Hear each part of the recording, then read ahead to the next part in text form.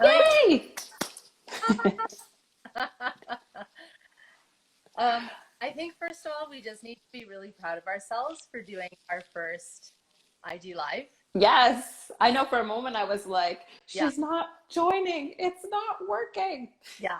And then yeah, anyway, I'm excited. Me too. Hi Joy. Hey, I love that we have a pink theme going on. Yeah, Unplanned. yeah. And you know what? I have the piece of paper for our Yeah. notes, and I just realized that I was the one to keep time, but actually I don't I can't see the time on the phone. hmm So, do you have a phone near you? I don't. I have a watch on, but it's 5 minutes late, running late, but I can figure it out. Yeah. I Yeah, feel like we just use our intuition. exactly. It's intuition timing. Yes, that's right, Susan. I can see you. Um, you know what I was thinking before we would start, hmm we should kind of do just a little introduction of ourselves and how, you know, how we come into this creative space. Yeah. Always Want me to go first? start. Ah, ha, ha, ha. Yeah. There's a little bit of a delay, so hopefully that doesn't, you tell me if you can't hear anything. So I'm Joy on Instagram, Black Lady of Leisure, and I also have started a company called House of Joy. So I feel like I'm a bit of a creative dabbler. I started doing movement classes in Toronto, teaching emotional expression through movement.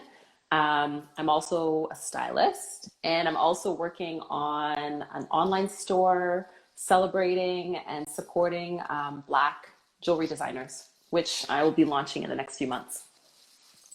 Which is Yeah. so amazing. Thank Um, you. you're amazing. And I'm Sophie. So my creative background most strongly is through all of my dance stuff. I had a dance business for about 15 years, which Mhm. was doing choreography and performing and doing shows. And I had a dance troupe and all the good stuff.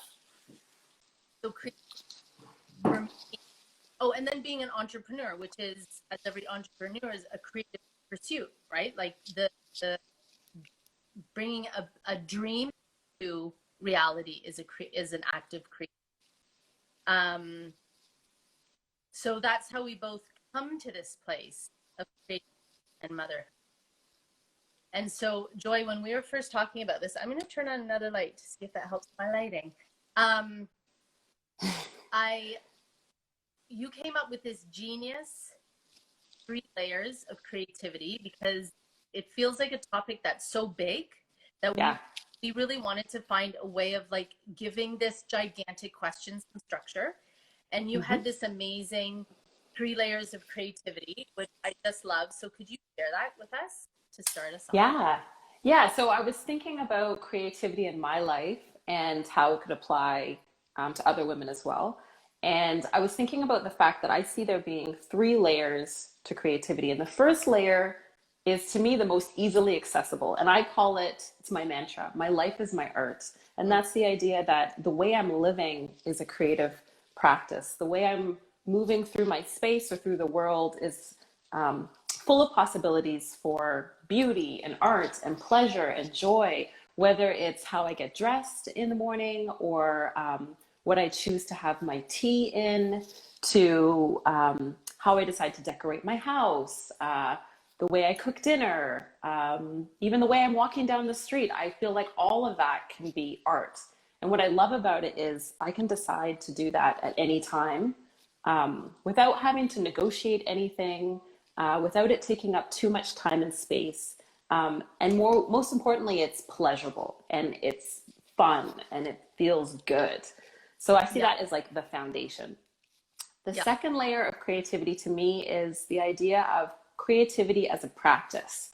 And I once heard someone say, if you want to be a dancer, dance. Like you don't have to be paid to dance. You don't have to be in a dance troupe. If you want to be a dancer, dance and dance regularly. Or if you want to be a writer, just start writing and write, as often as you can. And so I like that idea that creativity can be a hobby, or it can be just like a regular practice that you incorporate into your life.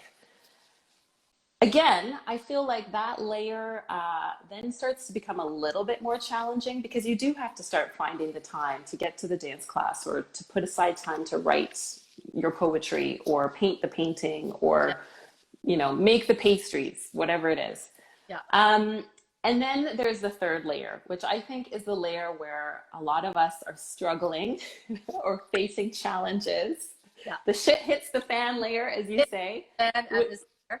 Yeah, which is when you have something in you that you need to put out into the world, a project, a piece of art, a business, and you want to be visible, you want it to be seen, you either want it to get paid for it.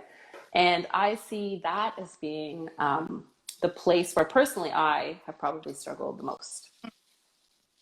Um, I love the genius of the three layers because it really tracks the it's well, it takes us from easily accessible, which is what you said, like when the shit hits the fan.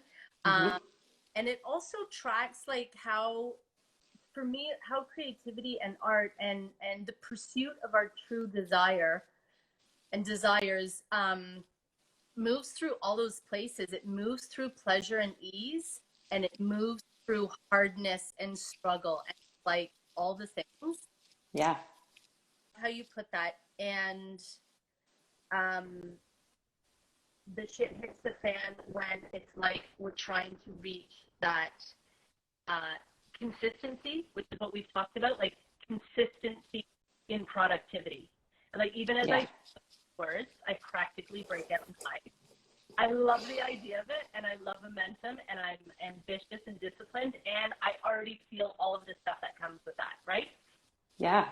I what was else? Oh, and for you and I, in talking to other creative women, that has really been like there are struggles I think all along those three layers, and then Mm-hmm. there's something about that third layer, like that really brings us up against all the, I would say all of, and we're going to get into this later, or maybe in 30 seconds, or maybe in 3 seconds, I don't know.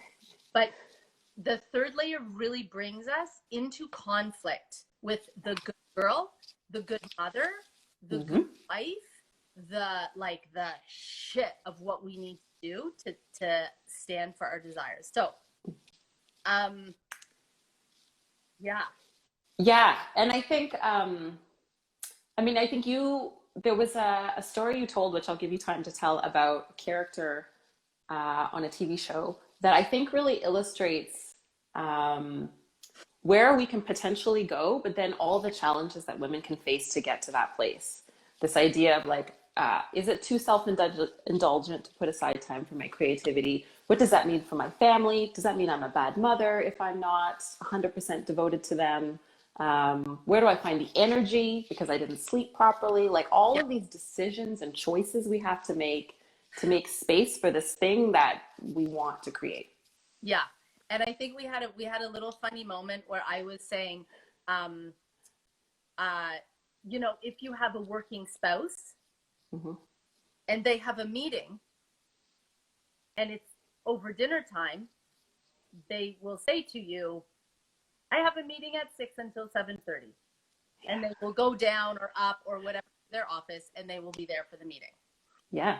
Whereas, and there's just so many nuances to it, but whereas a entrepreneur or a woman who is like starting a business or whose art is her business will will be like, okay, I have this thing that I want to do at 6. I'm gonna pre-make dinner. I'm gonna make sure that the kids are good, and I'm just gonna like eat the crumbs off of the table while I run to that room. For some reason, our Yeah. default, and it freaking like I could light something on fire right now. It makes me so it riles me up, Joy. Mm-hmm.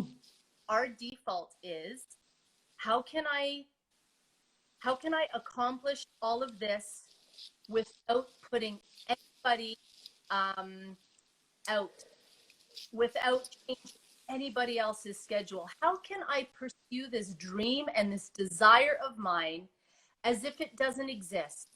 Mm-hmm. Like it's on the down low, so nobody knows, Nobody has to be ruffled by it. Nobody has to be inconvenienced by it. And then I think of just so many other examples, and not primarily, but predominantly the way that men work in that space, where their default is to just claim that time and space without apology. No, unapologetically. That's what I was going to say. And when you were saying, like, how can I kept thinking, like, how can I squeeze myself into the smallest space and stretch myself the thinnest so that everyone is taken care of? And then I'll take this little bit over here for my creative projects. Yeah. It's, yeah. It's like, yeah, it's so much. Go. No, I was just going to say I had a perfect example of that this weekend where my partner is also doing music on the side, so nothing to do with his work, and decides today's my music day, and I'm doing music all day, and I'm thinking, oh, this is Saturday. This is what we're doing. Yeah. I never do that. Because I think I'm not allowed, and I think that someone has to give me permission to do that. And the other thoughts, these are like if I go to my sort of the little voice that's talking to me in my head, the other thought is, well, if I do that, then I'm not being a good mom, because who's going to pick up all the other stuff? And so I think part of this conversation, there's getting through some layers of conditioning, because I think it's so easy for us to go, well, just make it a priority. We can all do it. We're all, and yes, that's true. And then there's the part where we have to kind of acknowledge and accept, like, actually, we've been trained to do things in a certain way, and it's going to take some shifting and, like, uncomfortable conversations and discomfort of doing things that don't feel like the way we normally do them in order to get to where we want to be. Yeah, I love that. I love that because it's, I heard somebody talking about, this idea of leaning in and, women standing in their power. And she said, yes, that's all good, but like, how do we do it? How? Yeah. Don't just tell me to make it a priority. Don't just tell me that stuff. Because if I don't know how, then all the inspiration is useless. And I also think, I love what you said. It is like this, okay, well, I'm just going to bring in that idea of decide. And I wrote it down from the email I sent because I really liked the way that I wrote it. And I figured that I probably wouldn't say it. So how do we decide that the artist and entrepreneur claims time and space without apology, without juggling, without protecting everyone else's needs and wants? And there's something about the deciding, because when a woman decides that this is what is happening, everything else gets figured out. Right? She has created the vision that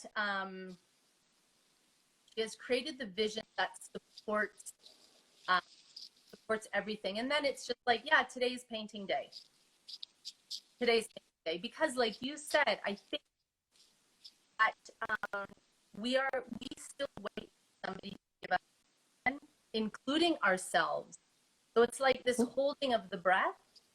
We're like holding our breath, waiting for that moment to come when somebody will say, you can painting, you can take along. So there's something about... I'm losing you a little bit, Sophie.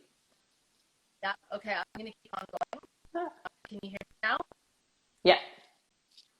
Yeah, it's cutting out, but keep going. Hopefully it'll pick back up. There's something about a woman needing to decide.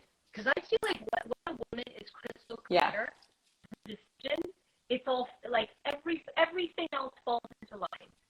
And for a woman to say, today I'm going out to paint for 3 hours. Sure, there might be discomfort. There might be a partner who said, what? My music day. Be all sorts of things. But once she has decided, it's done. It's over with. Yeah. And for me, when I first heard you say that, like the idea that you can choose to do things, that I remember you described the difference between making a choice and deciding. And when I heard you say it, it was just like, that was my mic drop moment. It was, oh, I just decide. And for me, there's one step before that, which is it starts with my desire or my dream, however you want to put it. But for me, I like the word desire. and then just deciding that that's what's happening. Yeah. And then I feel like you said, things will on its own, in a way, fall into place. I think you have to have a vision about where you want to go Yeah. first. Yeah. And you have to get, I think the thing is, so I'll explain a little bit of what you and I talked about, the difference between choosing and deciding. Yeah. The woman was saying choosing is about looking to see what options are there for you and choosing from that buffet of options. So okay, so I want to make time for my dancing, say. Well, my options are, what I see in front of me is I can do it when the kids are at school. I can put them in front of the TV and then go into a small room and dance there. I can, I'm choosing. But this woman said deciding is deciding on something you can't yet see. Yeah. You don't limit yourself to the possibilities that you see in front of you. You go beyond those possibilities and you decide on a vision that you don't yet see. And maybe you don't see anybody else doing it around you. Yeah. And brilliant. That feels like, so then the deciding is, I decide that every Saturday morning I do 3 hours of dancing in my dance room, and that's just how it is. Mm-hmm. Yeah. Yeah. And I was thinking about this. I was thinking about the person who could be listening, and I've gone through this myself, and go, well, that's nice for them, or that's nice for that woman. She's just deciding and it happens. But what about me? I have, my husband, maybe I don't have a partner, or they work really long hours, or we can't afford to have a babysitter. Like, how is it going to happen? The how of that decision. Yeah. And I was thinking two things. One is there is a real beauty in realizing that you don't have to work out every step of the how. Yeah. So knowing that in some ways the how will work itself out as you move through, and as you just you decided first. You decide, and the how will begin to unveil or reveal itself without you having to push it. Yeah. Like that pushing energy, like, now I got to make it happen. Yeah. Which I think we're used to doing.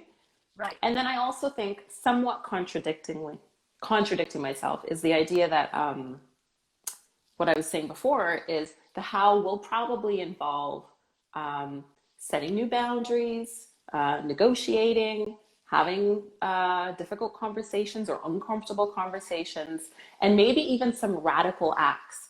And I love the word radical, because radical doesn't have to mean like crazy and wild and outrageous, but it can mean that the way you've been doing something, you see a new option, and it feels radical. Yeah. Does that make sense? Yeah. Like, one example I have just quickly is, I always remember Danielle Laporte. If anyone isn't familiar with her, she wrote the book, The Desire Map. She had sent out an email years ago, and she was talking about a phase of her business and her creative life that was incredibly busy. And she decided that during that time, her son would be having sandwiches for dinner. And I remember reading that as like a new mom and thinking, oh shit, we can make sandwiches for dinner? Right. I don't have to make, and I'm the one who cooks mainly in my house, I don't have to make a full dinner. We can do a sandwich if that means I have more time to do whatever I want to be working on. And to me, that felt radical. So that was an example of like a radical act that is necessary in order for me to meet my desire or my decision. Yes. Okay. And I love that, because it takes me to this example of Mia, the artist, in the story Little Fires Everywhere. Yes. Yeah. And what I love about this example is that exactly what you said, the whole family, I mean, it was her and her daughter, lived around the idea that her art was a sacred thing. Hmm. Everything about the way that family operated was about preserving her sacred gift. So they moved from place to place. She would pick up her daughter. She would move to a new place where inspiration was there and felt good. They would stay there. She would work on a photography project. She would send it off to an art gallery, sell some pieces. When she wanted to leave, they would pick up and they would go. And she would go someplace else. And they just drove all around the country, staying at place from place to place. Yeah.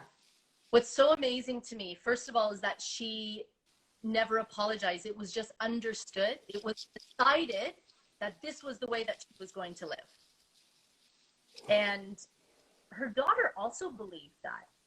Her daughter in the story didn't, I mean, she might have had some moments where, you know, she wanted to stay in a particular place. In fact, she did at the end because she liked the people.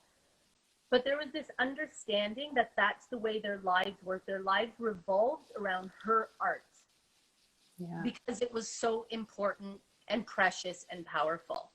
And so I just, that it's not even, I don't even think it's the point of the book actually, but it's such a powerful storyline for me that, that for us to claim our right to be so selfish about time and space dedicated to this desire, this dream is so intoxicating. And I also want to say one more thing about, I loved how you introduced that idea, like we don't have to have the full blueprint, right? Yeah. Because we can do that. We're like, okay, what I need to do is before I jump, I need to make sure, like, how many steps, what am I wearing, and what are the snacks? Like, where are the snacks? No? And so I was thinking, okay, it can be figured out, right? Absolutely. Yeah, absolutely. And there's something also about not needing to figure it out for everyone else. Yeah. What I mean by that is saying to a partner, on Saturday mornings from 9 to 12, I'm just going to be downstairs doing choreography and dancing. And having a partner say, well, what do I do? What does that, what about? And saying, I don't know. You'll figure it out. And not having to take on everybody else's figuring it out, you know, which is what we take on. And just to be able to look at ourselves also as equals in a relationship. This is what I'm doing. I trust that you are an adult and fully capable of figuring this out. I don't need to rescue you. I don't need to train you. You're going to be fine. And just release that, because the emotional labor of, you know, as we said, we're twisting ourselves around in all of these shapes to make sure that we figure it out for everyone else is just exhausting. Yeah. Everything you just said. Yeah. And I know for me personally, like I'm 100% with you on everything you've said, and yet it's still challenging. Yeah. So it's like in my mind, I know like I'm not supposed to pick up all the pieces and have it all worked out and fill the freezer for you when I've gone away for a week or a weekend to do my thing. And yet I still find myself sometimes doing that. Yeah. So I would love to hear, like, what are some of the things that you've tried, experimented with, played with? Yeah. That have worked. So I had this really big insight recently, which is, okay, what is the worst case scenario? What if I say something and my husband is uncomfortable or doesn't like me, doesn't like that I said it? And actually dove down, like, what is the worst case scenario? Oh, he's not gonna like what I say. Am I willing to put up with that? Yeah, I am. Like, am I willing to put up with that there will be times when I do not please him, when he does not agree with me, when we have some tension, when I do something that is like something different from what I've done before, when I break the rules that we've set up. And so for me, understanding what I believed the cost to be, and then deciding that I could actually deal with it, I mean, nobody knows what's going to happen, but say this is the only relationship I'm in for the rest of my life, right? Am I willing to have moments where I displease him, or where he gets pissed off, or where he doesn't like what I say, to claim my freedom, to live my own life? Yeah. I am. Yeah. Because that will. And there's, no, go ahead. Yeah, right? Like that will happen. We will come up against that resistance that I don't like what you're saying. This does not please me. This does not work for me. I didn't like that. That's going to happen. Um, Yeah. yeah. So what is that worth? Yeah. And I love that it comes back to the decision. If you've decided on something, like this is the way I'm going to live my life, or this is how I'm using my time, or this is a thing that's going to be a priority in my life, then having those conversations and being prepared to meet the resistance will Yeah. be worth it. Or if not, at the very least, you're ready for it Yeah. and clear. Yeah. And I think also that to be super compassionate about how that happens, because it doesn't always happen. There might be times when I say this is what I'm doing, and I do it in the perfect way, Joy, right? Like I come from a place of fullness, and Yeah. I'm mature, and I'm like have my queen's crown on and all that stuff, and it's like a beautiful request, and I can deal with whatever happens. And then there's sometimes when it comes from a place of bitterness and resentment, and like I'm going in my office, slam. So all of those things are okay, and they're all part of what it is to claim that desire. And I think all of those have their place, and all of those are part of the learning. And it's okay. We can get past hurt, and we can get past tension, and we really can get past it all. So it's worth it to say. Yeah. I think we have about maybe 5 to 7 minutes left. Okay. That's Okay. very precise. Yeah. But I wanted to acknowledge like some of the things that I know I've heard mothers talk about that are a struggle, and maybe acknowledging them now as issues, and then they can be something that we talk about later. But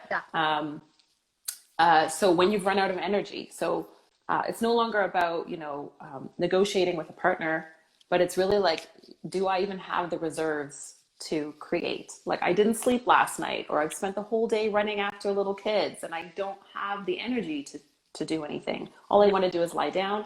Also the issue of how do you move from being in a creative flow? So maybe you did create that time and space, and you're in this beautiful little creative bubble, and then realizing like, oh, it's time to do XYZ thing for other people, whether it's picking up kids or making dinner or and I guess there is no answer. There's no quick answer to those things.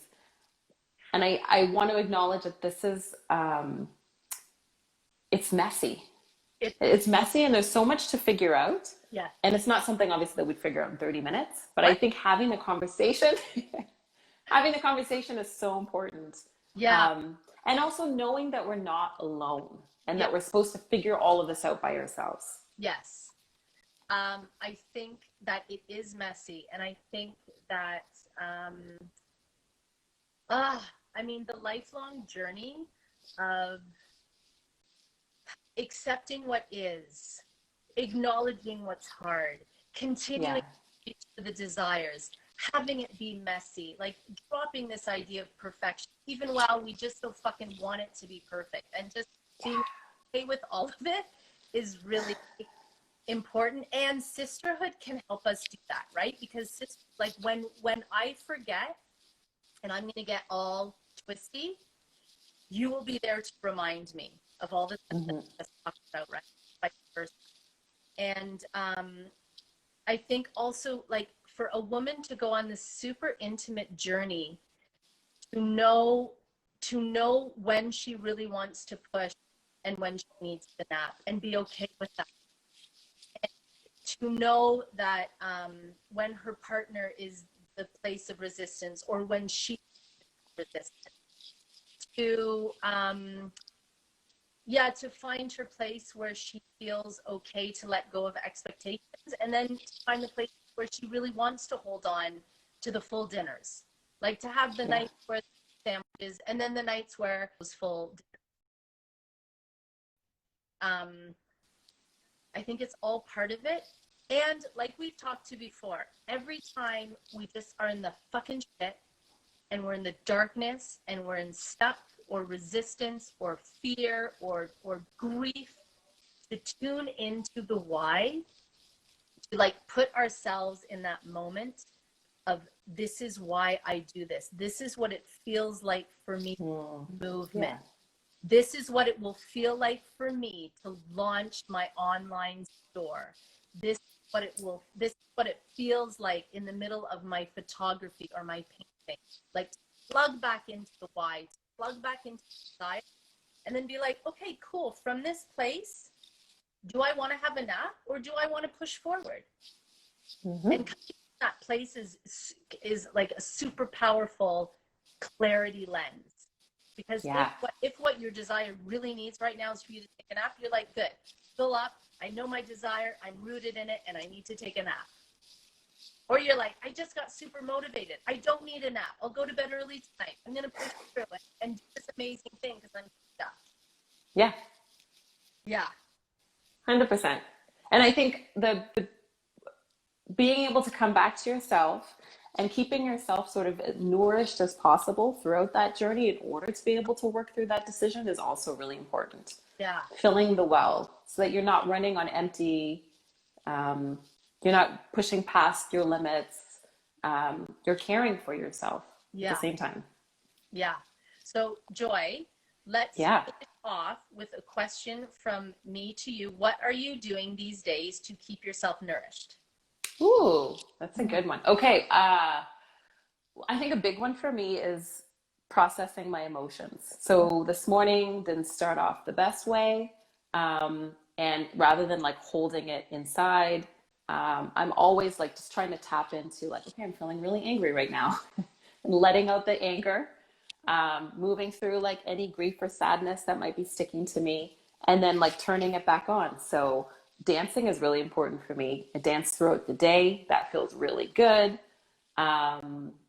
Resting. I go to bed really early at the moment. I'm in bed by 9:30 and I love it. Yeah. And a big one for me is my morning pages. So every morning I wake up and I write, and I feel like it's just a way to just clear out whatever's on my mind. And I find it very helpful for tapping into my intuition. It just sort of naturally bubbles up as I'm writing. So those are three big things. Those are three very juicy things. Yes. Love that. Love. What about, can I ask you same question? No. Yes, you can. Yeah, I've been waking up at 5:30 for a while. Mm-hmm. And so I'm doing my meditation. I'm doing my breathing. Mm-hmm. I'm doing journaling, which I haven't done for a long time, which I love. And just setting my day straight. And for me, that's about looking at the day with myself at the center. I find sometimes when I don't wake up, like other people come in, they just like get in my face. Yeah. And then I get distracted by other people's needs and I forget where I'm going. So that's really important to me. And I'm doing a lot of hot bubble baths, which I love. Nice. Bubbles. Yeah, I'm a hot bubble. So that's like, it's like my number one de-stressor in a hot bath. So good. So good. Yeah. Yeah. Amazing. Yeah. We are at time. We're so good. Look at us. We're so linear and masculine and on time, Joy. Kept the container. Amazing. Yeah, I love having some people join us. Love to hear what people thought, what you want us to talk about. We're going to do some more talks. Like, what do you want us to even be in conversation about, right? Like, what are the questions that we're rumbling with? Even if we don't have answers, let's just do it in conversation and see what comes up. Exactly. Yeah. I love this idea, like more heads are better than one, you know, like we're not doing this alone. Yeah, that's right. Let's not do it alone. It's so boring alone. Yeah. Yeah. Amazing. Amazing. Love you, Joy. Love you. Thanks everyone for joining. I see you, Mary and Sarah. Yeah. And thank you, Susan.